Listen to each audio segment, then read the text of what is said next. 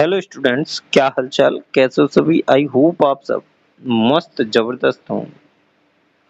पिछले कुछ दिनों से क्लासेस नहीं आपके लिए प्रोवाइड हो पा रही थी, तो इसके पीछे का कुछ कारण था। इसके लिए रियली सॉरी।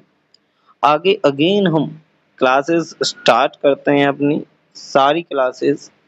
आज की इस क्लास में हम डिस्कस करेंगे most important one word substitution.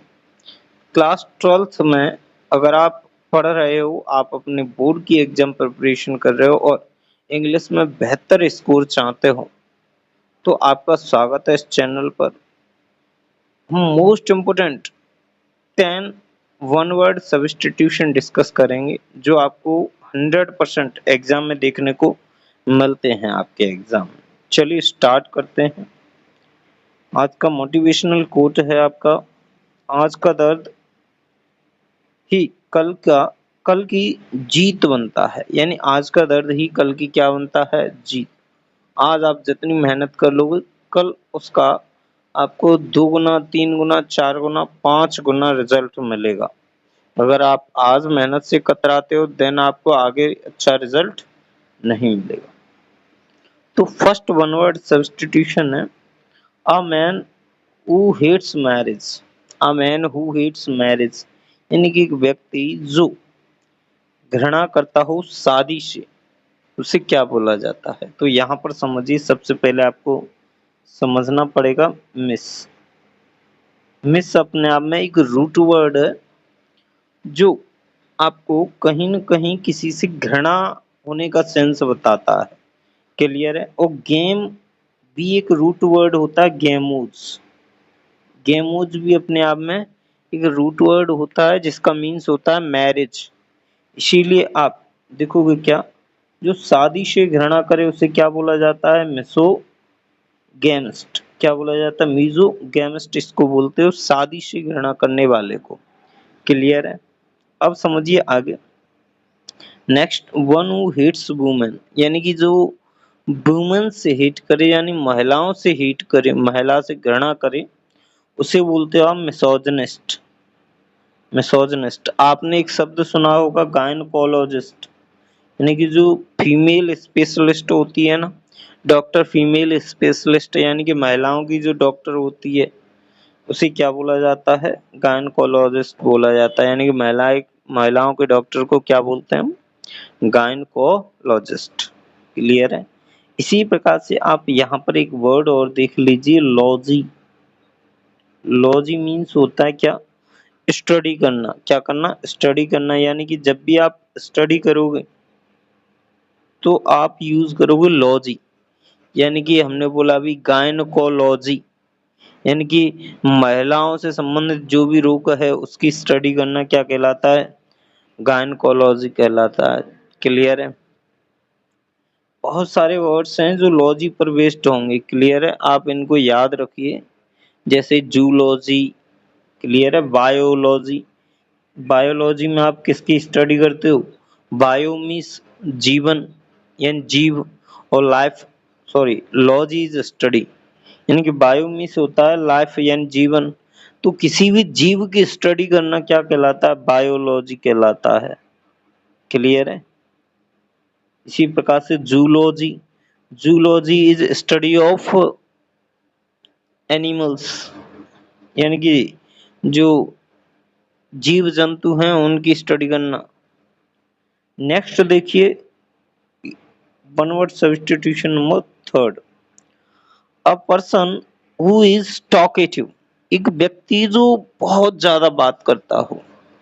अब देखिए यहाँ पर आपको टॉकेटिव का सिनोनियम आपको समझना पड़ेगा। तो टॉकेटिव मीन्स होता है बातूनी। बहुत ज्यादा बात करता हो उसे क्या बोलते हो आप, टॉकेटिव।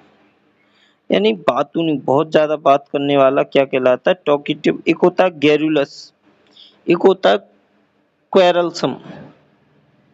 क्लियर। एक होता है बेबल, गेवर, जेवर। बेवर मीन्स भी क्या होता है, बहुत ज्यादा बात करने वाला, बेबल। तो आप समझोगे क्या, एक व्यक्ति जो बहुत ज्यादा बात करता है उसे आप क्या बोलते हो, उसे आप बोलते हो गैरुलस। Garrulous is talkative. बहुत ज्यादा बातचीत करने वाला, बट इसका जो अपोजिट हो जाएगा, जैसे मैं आपसे पूछूं अ person who is talking less, यानी कि एक व्यक्ति जो बहुत कम बात करता हो, उसे क्या बोलते हो आप? तो उसे आप बोलोगे क्या? रेटिसेंट। रेटिसेंट। रेटिसेंट। तो आप समझ सकते हो गैरुलस का अपोजिट वर्ड क्या हो जाएगा? रेटिसेंट हो जाएगा। यानी कि सिनोनियम्स में भी आपको पूछा जाए तो आप 100% आंसर टिक करो। इस तरीके से एक्सप्लेन की जा रही हैं चीजें। क्लियर है? नेक्स्ट वर्ड नंबर 4 देखिए, a cure for all disease, यानी कि एक ऐसी दवा जो सभी बीमारियों के लिए हो। जैसे आप गांव में जो पुराने वैद्य जी होंगे, उनसे उनके संपर्क में आते हो, तो उनसे दवा लेना, तो उनको बताना कि मुझे ये समस्या है, तो वो एक ऐसी दवा देते हैं, बोलते हैं बेटा इससे तेरी सारी समस्याएं खत्म हो जाएंगी। यानी कि ये रामबाण इलाज है। क्या है? रामबाण है। इट मीन्स पनाशिया, रामबाण। यानी कि किसी भी बीमारी की एकमात्र दवा क्या कहलाती है? रामबाण। यानी रामबाण इलाज है भाई साहब इसका। पनाशिया मीन्स क्या होता है? रामबाण। अच्छा, क्वेश्चन एग्जाम में कैसे आता है, ये प्रश्न आपके माइंड में जरूर चल रहा होगा। तो देखिए, आपको एक सेंटेंस पूरा दे रखा होगा, जैसे हम आपको समझाएं। ये आपको दे रखा हो पूरा, a person who hates marriage, ये इस प्रकार से सेंटेंस आपको दे रखा होगा। नीचे आपको ऑप्शंस दे रखे होंगे, option number A, option B, option C, option D. यानी 4 ऑप्शंस में से आपको एक ऑप्शन करेक्ट चूज करना है। इस प्रकार से एग्जाम में क्वेश्चन पूछे जाते हैं। चलिए आगे डिस्कस करते हैं क्वेश्चन नंबर 5, जो कि आपके लिए बहुत ही ज्यादा हेल्प करने वाले हैं। देखिए इधर, a paper written by hand, एक पेपर जो हैंड स्वयं के हाथ द्वारा लिखा जाए, हस्तलिखित हो, उसे बोलते हो आप मैन्युस्क्रिप्ट। क्या बोलते हो? मैन्युस्क्रिप्ट। हिंदी में हस्तलिखित। क्या बोलते हो? हस्तलिखित। नेक्स्ट 6 नंबर देखिए, अ प्लेस फॉर कीपिंग बीज, यानी कि एक ऐसा स्थान जहां पर बीज को रखा जाए, यानी मधुमक्खियों को रखा जाए।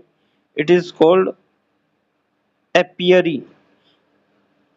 क्या हो जाएगा? अपियरी हो जाएगा। बट एक वर्ड और है, अबियरी।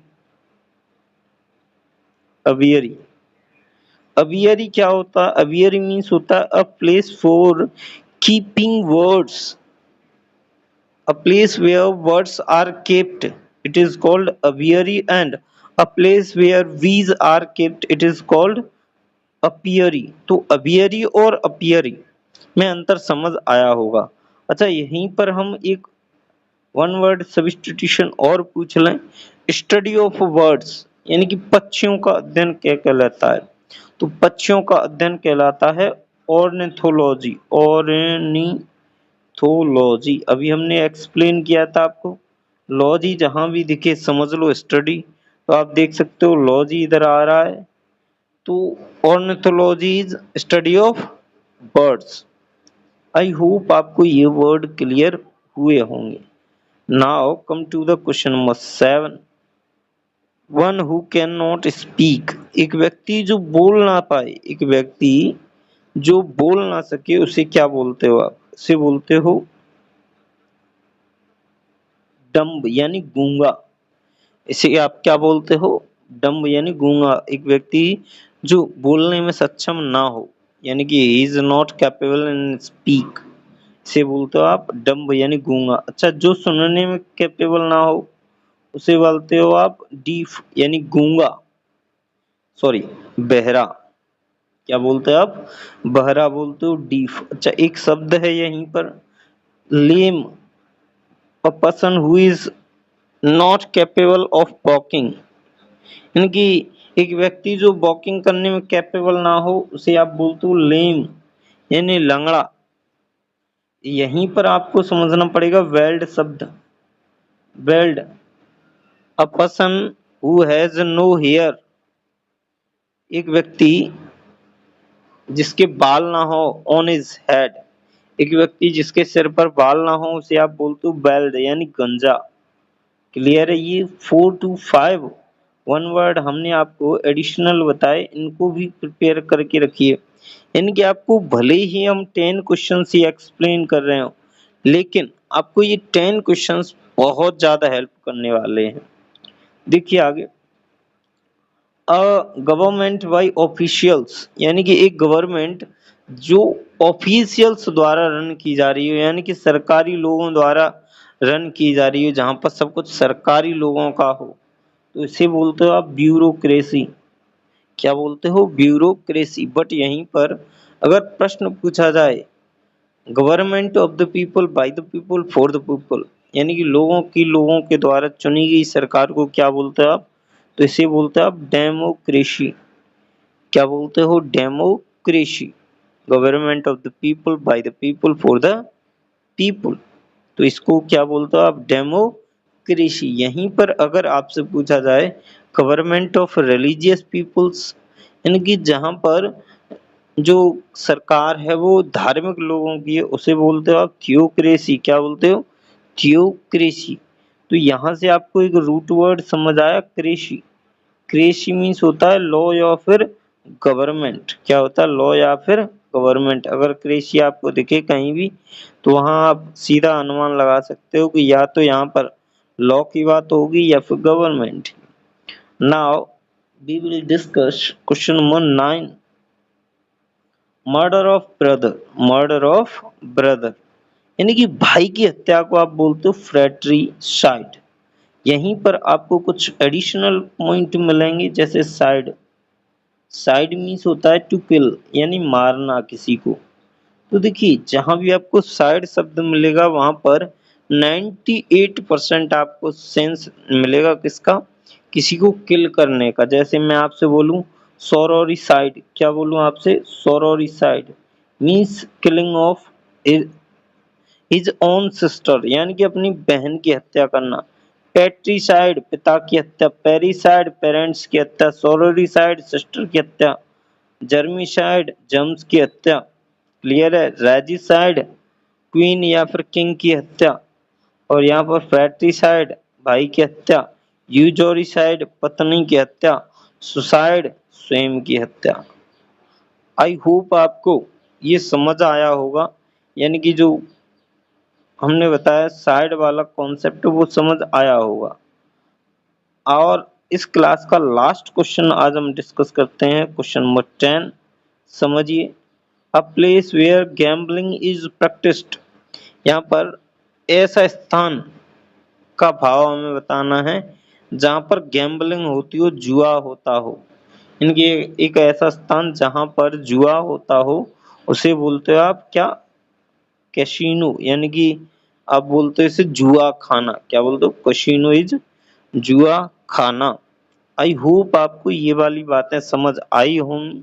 एक क्वेश्चन आप लोग होमवर्क में कमेंट बॉक्स में बताओगे कि इसका क्या करेक्ट आंसर होगा। क्वेश्चन सुन लीजिए, लिखिए question. A place where coins are made. A place where a place a place where coins are made, यानी एक स्थान जहां पर कॉइन्स बनाए जाएं, उसे क्या बोलते हो आप लोग? तो उसे कमेंट बॉक्स में बताओगे। क्लियर है? आज के लिए इतना ही। कैसी लगी आपको क्लास? कमेंट बॉक्स में बताएं।